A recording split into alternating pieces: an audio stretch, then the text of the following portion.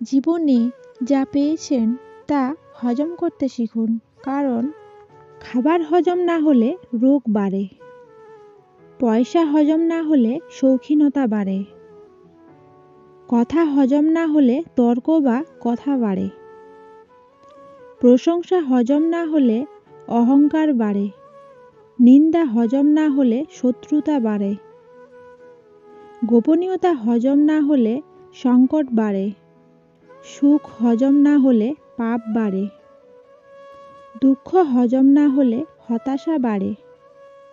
3 ধরনের মানুষের কপালে সারা জীবন দুঃখ থাকে। 1 নাম্বার, যারা অপরের দয়ায় জীবন পরিচালনা করে। 2 নাম্বার, যারা অপরকে ঘৃণা করে, কারণ ঘৃণা করা একটা মানসিক অশান্তি যা আপনাকে সুখে থাকতে দেবে না। 3 নাম্বার, যারা সময়ের সঠিক ব্যবহার করে না।